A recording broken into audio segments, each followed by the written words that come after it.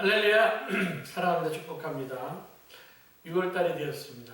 날씨가 많이 더워지고 있고 또 내일부터 장마가 시작된다고 하는데 여름철 건강에 조심해야 되겠지만 앞으로 코로나가 언제까지 지속될지 모르지만 여러분들 조심하고 또 조심해서 더 이상 확산되지 않기를 간절히 바랍니다. 그리고 월요일 날인가 언제 다 여러분들 문자도 받으셨다고 그러는데 저희 교회는 아무 상관이 없으니까 여러분들 만수동 검사 받으러 갈 때 안 가셔도 된다는 거 이미 문자를 교회에서 보냈는데 저희가 다 알아보고 말씀드리는 거니까 안 가셔도 될 것 같습니다.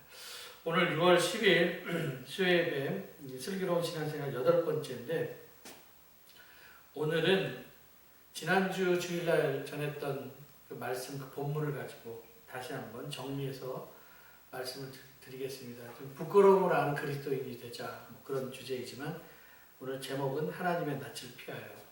그래서 13절까지만 질문하고 답하고 question and answer로 먼저 이야기를 나누겠습니다. 핵심 구절은 3장 8절입니다. 거기에 보면 나와 있죠.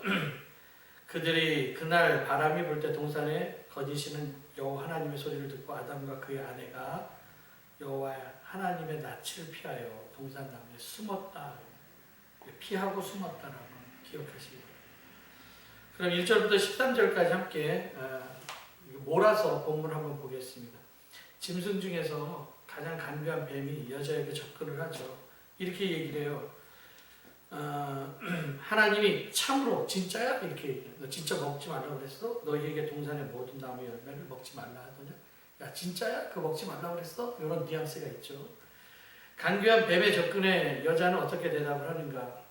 여자가 뱀한테 얘기를 합니다.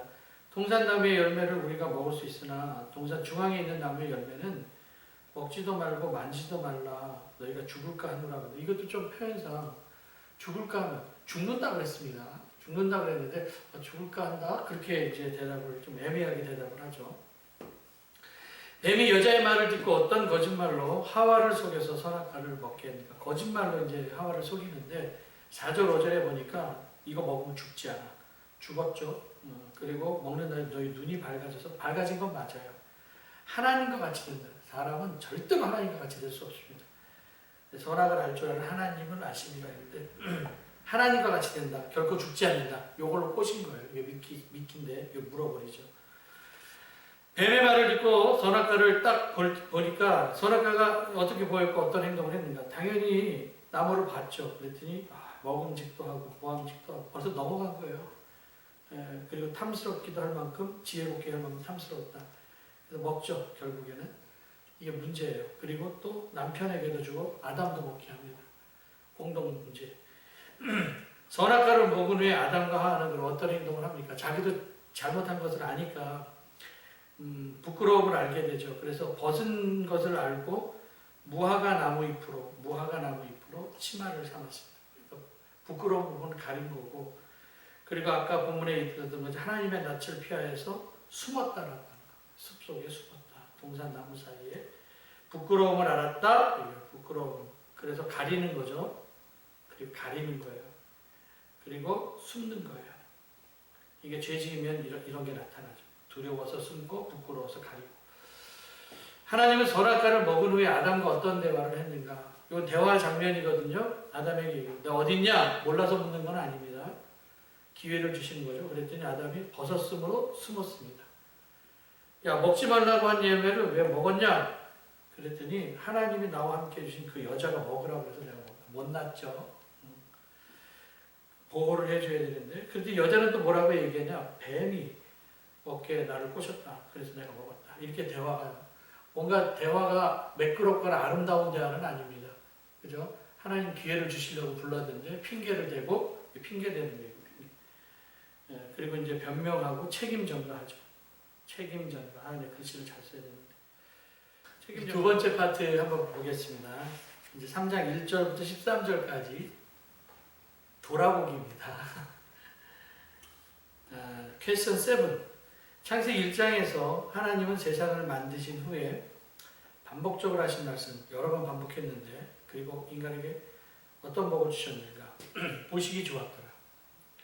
그리고 하나님 형상 따라 사람을 만들고 복을 주시면서 다스리라고 위임하셨어요. 복을 주시고 그 복이 다스리라고 위임하셨다.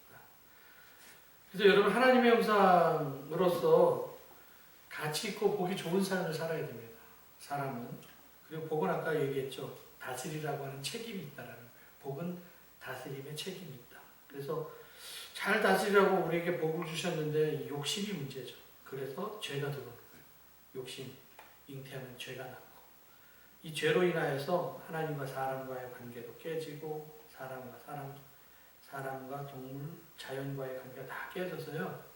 지금 바이러스가 공격하는 것도 지금 관계가 깨져서 다 공격하는 거 아닙니까? 책임을 느껴야 돼요. 지금 인간이 다. 잘 다스리라고 위임하셨는데 못했기 때문에, 욕심 때문에. 우리 이제 복의 근원, 그러면 아브라함에게 주신 복의 의미가 무엇일까? 이것도 나와 있죠. 창세기 12장 2절 3절. 너는 복이 될지다. 내가 너에게 복을 주신데 땅의 모든 족속이 너로 말미암아 복을 얻을 것이다.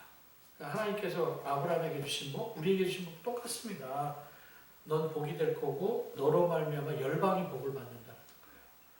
그래서 우리가 잘해야지만 세상이 잘 되는 거다. 우리 그리스도인들이 부끄러운 일 하면 안 된다는 거예요. 아브라함에게 주신 축복을 주신 이유, 축복의 통로 되라라는 거죠.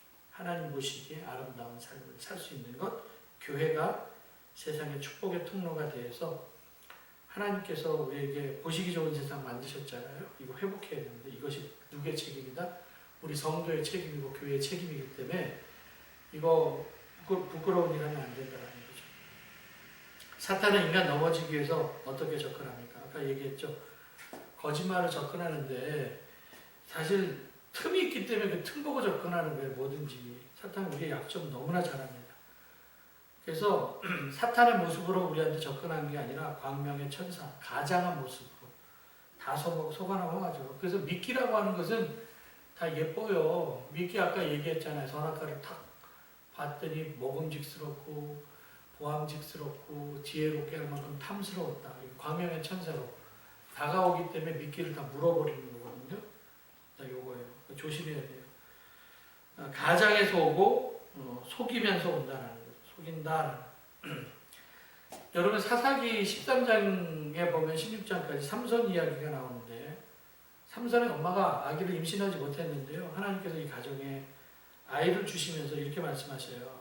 삼가 포도주와 독주를 마시지 말고 부정한 것도 먹지 말라. 아들을 낳을 건데 머리에 삭도 대지 말아라. 그래서 이 사람은 하나님께 바쳐진 나실인 구별된 사람으로 살게 하라라는 거죠. 그래서 이 사람은 블레셋 사람의 손에서 구원하기 시작하더라. 나실인 서약을 하고요. 삼손에게 복을 주신 거 아닙니까? 이것도 큰 복이죠. 힘 주신 거니까 복 주신 거예요. 그러면 이거 정말 잘 사용해야 돼요. 하나님께서 우리에게 주신 것들은. 그래서 이스라엘을 구하라고 책임을 주셨는데 잘 못했어요. 소홀히 생각했다라는 거예요. 삼손의 약점을 틈을 타고 들어오죠. 삼손의 약점은 여러분은 여자였습니다. 여자가 약점. 그래서 이번엔 첫 번째 여자에게도 그러게요. 첫 번째 여자에게 수수께끼 문제 잘 아시잖아요. 자세하게 얘기는 하지 않겠지만 그때 삼손의 아내가 울면서 얘기를 합니다.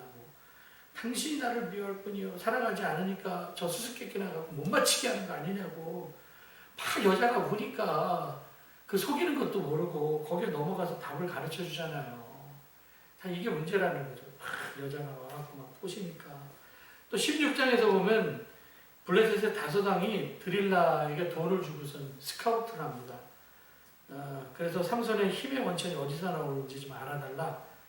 그러니까 이제 힘의 원천이 어디서 나오냐고 술 먹이고 막 물어봤는데도 그래도 삼손이 한 3번 정도 드릴라를 속여요. 그러니까 드릴라가 얼마나 열이 받겠습니까? 그래서 삼손에게 얘기를 하죠. 당신의 마음이 내게 있지 아니하면서 당신이 어찌 나를 사랑한다 그럴 수 있어요? 막 이렇게 얘기를 해요. 이게 15절, 16절 그대로 나와요. 당신이 3번이나 나를 희롱하고 당신의 큰 힘으로 말미암아 생길지를 내게 말하지 않았습니다.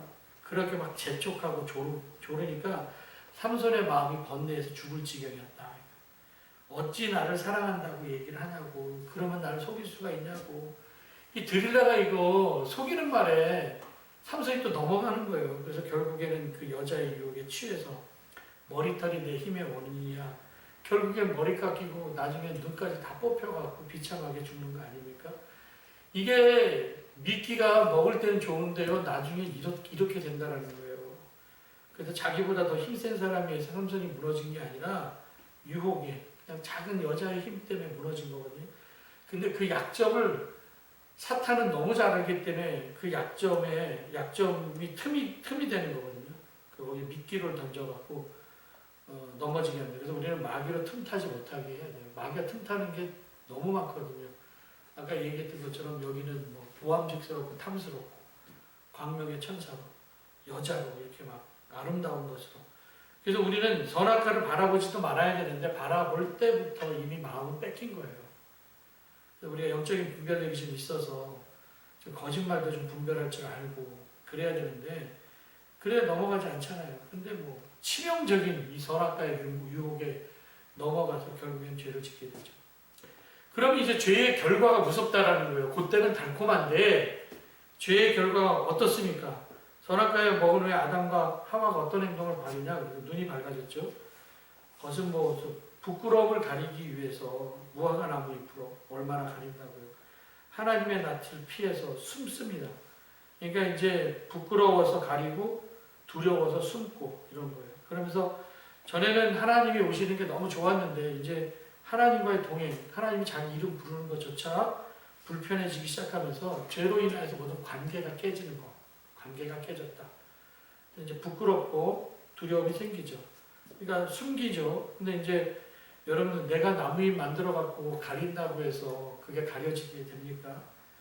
여러분 낯을 피한다고 얘기하는데 하나님의 낯을 피했다고 하는데 피하거나 숨는 이유가 뭐예요? 숨어서 어떻게든지 이 위기를 모면해 볼까? 이거를 한번 나를 한번 어떻게 지켜볼까? 그러면서 도망가고 숨는 거 아닙니까?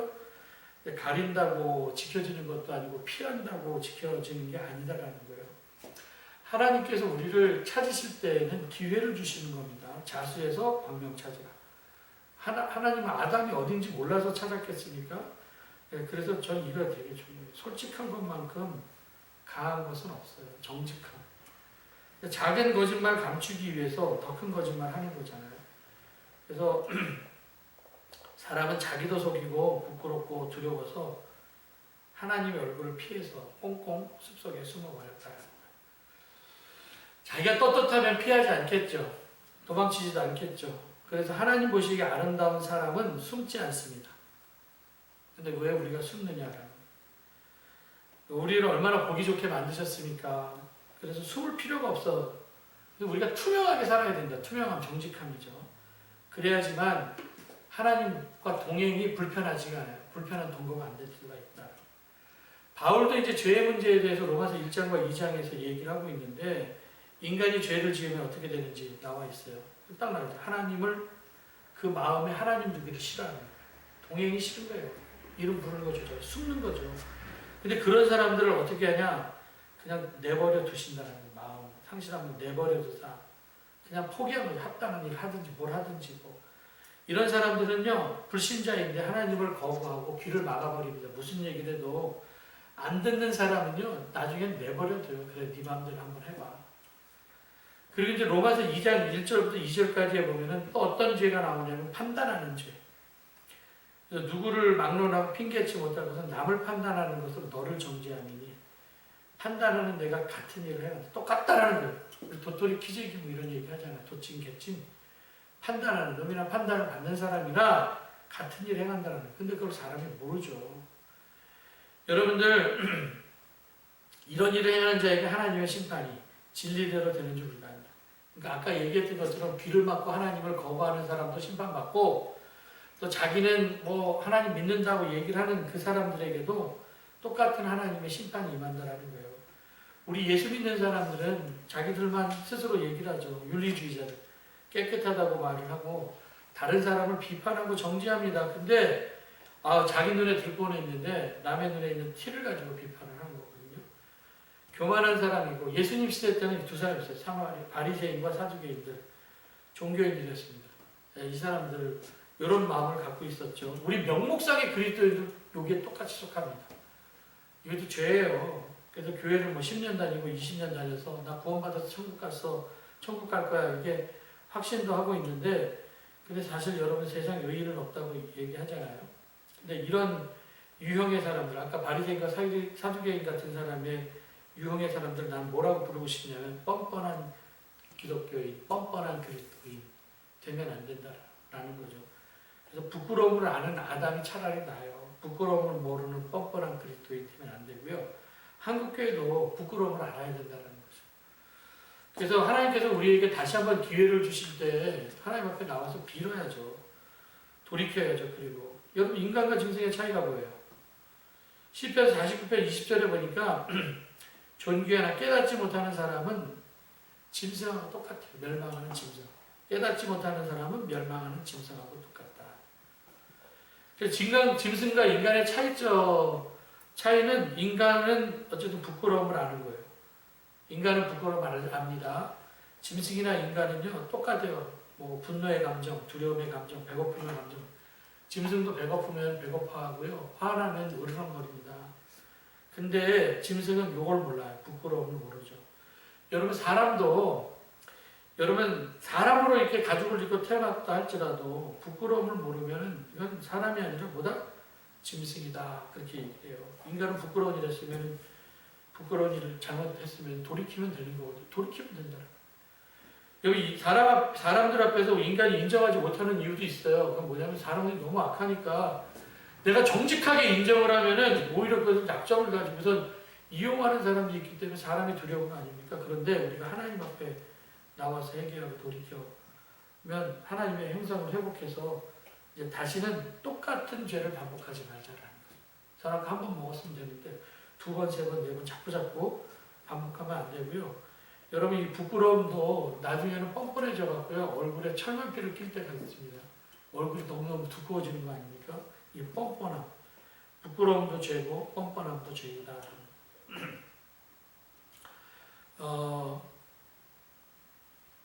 그리고 누가복음 18장에 보면은 그 10절과 14절에 바리새인과 세리의 기도가 나오는데 바리새인이 정말 뻔뻔한 그리스도의 대표죠. 하나님 나는 저 사람들하고 다르다라는 거예요. 저 세리와 같지 않음을 내가 감사한다. 난 일주일에 2번씩 금식하고 소득의 11조를 냅니다. 뭔가 당당해 보입니다. 뭔가 잘하는 것 같은데 좀 뻔뻔해 보이고 더 심하게 여기면 재수없어 보입니다. 그래서 재수없는 그리스도인 되면 안 된다. 근데 세리는 어떻습니까?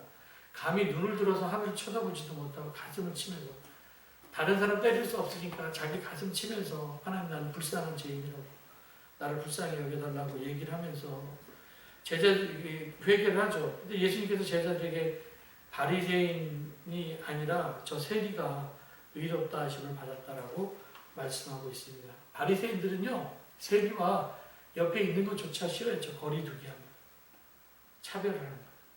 급이 다르다라고 얘기해요. 난 너보다 우월해. 근데 인간은 어떻게 됐다 그랬어요? 똑같습니다. 도토리 키재기예요. 의로운 사람 없어요. 그러면은 우리가 이거를 좀 깨달았으면 그럼 우리 어떤 마음으로 살아야 돼요? 여러분 바울이 하나님 만난 다음에 어떤 마음으로 살았는지 아세요? 바울이 전에는 어떤 사람이었냐? 이런 사람이었어요. 비방자, 박해자, 그 다음에 폭행자. 그리고 믿지 않았을 때는 그리고 알지 못하고 행한 것들이 분명하게 있어요. 근데 내가 예수 그리스도를 믿었을 때는 그 중에 그가 깨달았던 게 뭐냐 그랬더니 나는 죄인 중에 괴수다.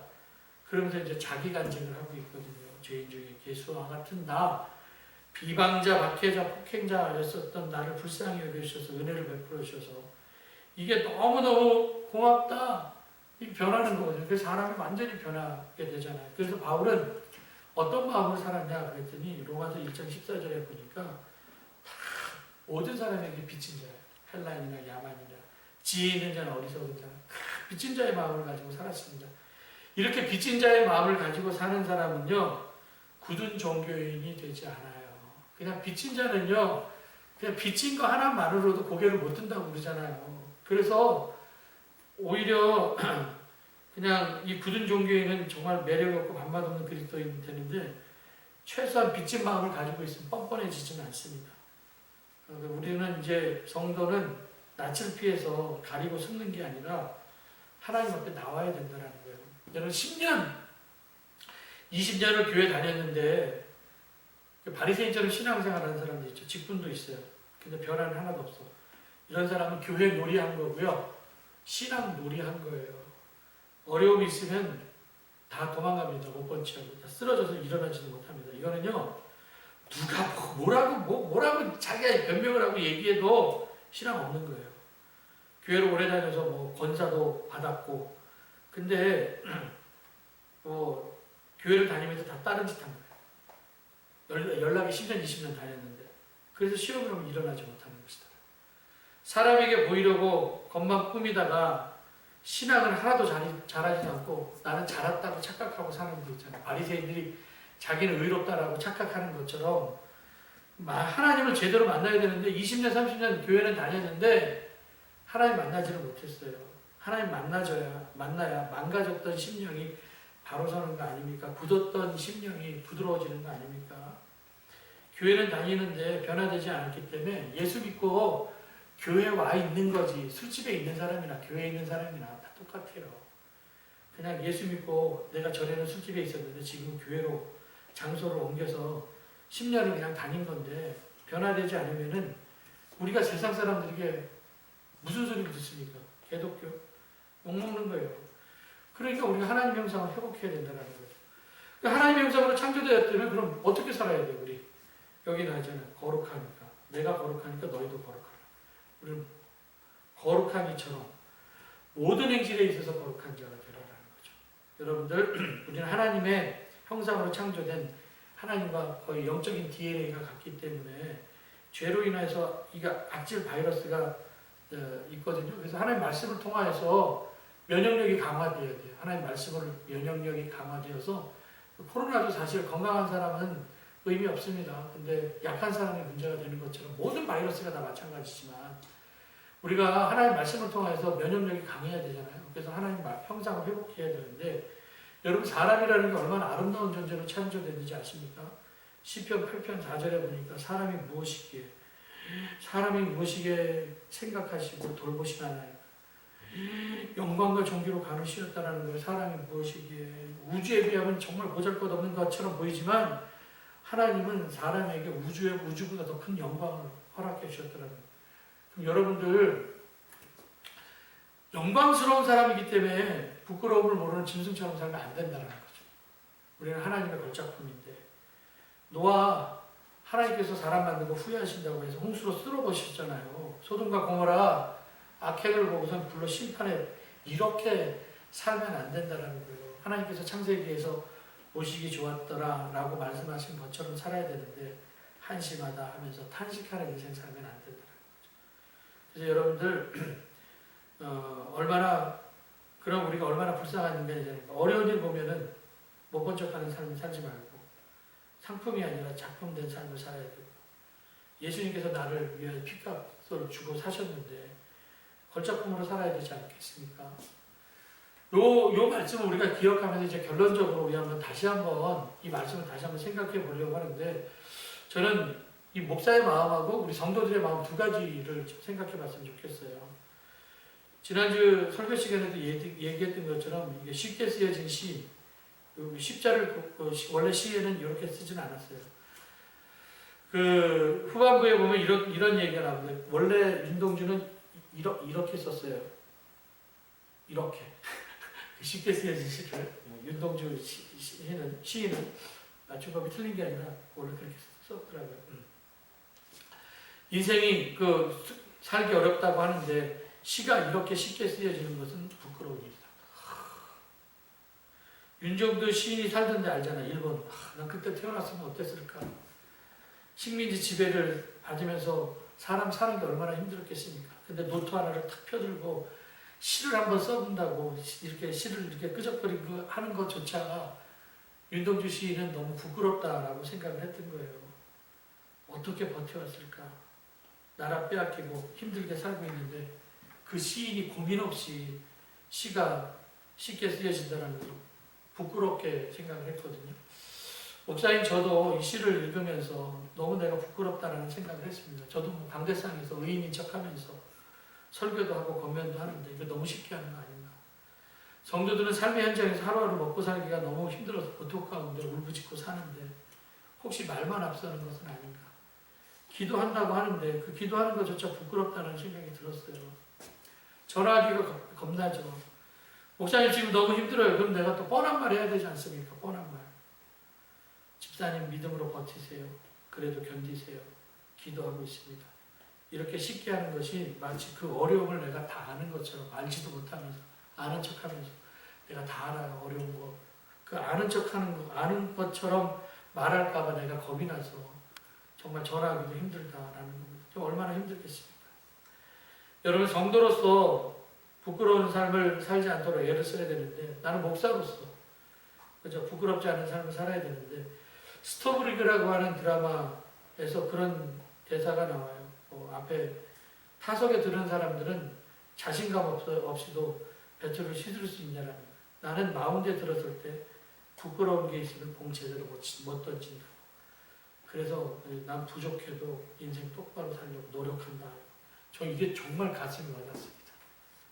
부끄러움 없이 인생 똑바로 살려고 노력한다고.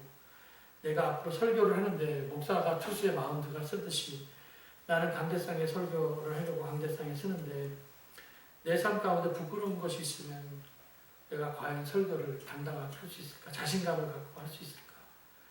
그래서 설교 한번 제대로 해보기 위해서 똑바로 애를 쓰고 똑바로 살려고 애를 쓰고 살고 있다는 거예요. 똑바로 산다는 게 뭡니까? 거룩한 산재물 되어서 희생하는 거 아닙니까? 재물이라는 게 영적인 예배자로 살아가야 되는 거. 그래서 저는 예배가 굉장히 중요한 것 같고 저는 뭐 군대에 있을 때도 어쨌든 예배는 안 빠지려고 노력을 했으니까 이렇게 예배가 중요한데 우리 코로나 때문에 지금 교회에서 얼마 동안 예배를 못 드렸고 정말 힘들었는데 새벽 기도도 못 드렸죠. 몸은 편했습니다. 그렇지만 마음이 불편했어요. 새벽 기도를 못 드리는 게 하나님 앞에서 부끄러움이 있었습니다. 예배를 드리지 못하는 부담감도 있어. 물론 전염병 때문에 지금 뭐 성전에서 우리가 예배를 이렇게 드려야 된다라고 강요도 못합니다. 지금 저 형편으로는 우리가 뭐 방역수칙 잘 지키고 예배를 드리고 있지만 지금 보니까 뭐 연로하신 권사님들이나 어르신들이나 젊은 엄마들은 아이들 데리고 교회를 지금 안 나오고 있어서 예배 인원이 좀 떨어지긴 했지만 근데 우리가 교회가 세상에 걱정거리가 되면 안 되잖아요. 목사로서 걱정하는 것이 있습니다. 제가 그냥 걱정하는 거는 혹시 교인들이 타성에 젖어서 예배가 소홀해질까봐 그것이 걱정이 되고요. 교회를 생각하는 마음, 그리워하는 마음이 좀 있었으면 좋겠고 성전에 올라오는 그 기도를 지금 함께 해드리는 기도할 때 했는데 성전에 올라오는 간절함이 있었으면 좋겠고 이 위기 여러분들 잘 버텼으면 좋겠고요. 또 하나님 지켜주시기를 위해서 간절히 기도하시기 바라고요. 세상 가운데 빛과 소금 역할 잘해서 부끄럽지 않은 기도, 그리스도인이 되어야 된다는 겁니다. 또 우리 교회들이 잘못한 것 있으면은 하나님 앞에 가슴을 치면서 나와야죠. 그래서 교회가 이 땅에 세워진 목적이 뭔지 근심거리가 되라고 세워진 것은 아닙니다. 이 역할, 빛과 소금 역할 잘 감당하라고 세워진 거니까 성도로서의 자기 정체성을 가지고요. 하나님 말씀 소홀히 하지 마시기 바랍니다. 강대상에서 이 부족한 종이 메시지를 선포할 때 아멘으로 믿음으로 수용하고요. 그리고 수용한 말씀은 귀로만 듣는 것이 아니라 가서 삶의 현장 가서 사는 게 되게 중요하죠. 한 줄의 말씀 듣고 순종하는 것, 여러분 듣고 순종하는 것이 되게 어렵습니다. 여러분 듣고 사는 것이 신앙입니다라고 생각하면서 범사에 좋은 것 있으면 아멘으로 수용해서 수용하는 거 좋은 것을 취하고 아멘을 선택하는 거 취사하는 거거든요. 여러분들 선악과를 먹은 후에 얼마나 힘들고 불행해졌습니까? 여러분 우리가 신앙생활은 지혜롭게 슬기롭게 잘해야 됩니다. 이제 선악과를 까먹은 우리 인간들이 저는 하나님의 낯을 피하는 삶을 살지 않은 그런 인생이 되었으면 좋겠고 한국교회가 하나님의 얼굴을 좀 부끄럽게 하거나 한국교회가 하나님 아버지의 얼굴을 낯뜨겁게 하면 안 되고 우리도 하나님의 낯을 피하지 말고 부끄러움 없이 살아야 된다라고 하는 거 기억하시면서 오늘 마지막으로 당부하는 건 요 말씀이에요. 코로나로 인해서 생존에 그리고 안전에 위협을 받고 있거든요. 국가에서 집합 제한 명령 내리고 사회적 거리 운동을 다시 시작했는데 우리 성도들을 조심해야 되고요. 좀 예배는 지금 비록 못 드린다 할지라도 성전 사모하는 마음으로 세상 가운데서 우리가 부끄러움을 알고 교회가 욕먹지 않도록. 요즘 교회 계속 욕먹고 있지 않습니까? 코로나 발원지라고. 그렇지도 않은데 뻔뻔해지지 않았으면 좋겠고, 교회가 바이러스를 전파하는 것이 아니라 복음을 전파하는, 그리고 세상에 기쁨을 주는 하나님 보시기에 아름다운 교회가 되기를 주님의 이름으로 간절히 기도드립니다. 여러분 기도하겠습니다. 하나님 감사합니다. 오늘 함께 귀한 말씀을 나눴습니다. 뻔뻔한 그리스도인, 부끄러운 그리스도인 되지 않게 하여 주시옵시고, 정말 하나님 마음에 합한 자로, 하나님 보시기에 좋은 자로 그렇게 아름다운 삶을 살아갈 수 있도록 도와주시되, 세상 가운데 교회가 있어야 될 존재, 성도가 있어야 될 존재 의식을 가지고 정말 가치 있는 삶을 살아가게 하여 주시옵소서. 예수님의 이름으로 기도드렸습니다. 아멘.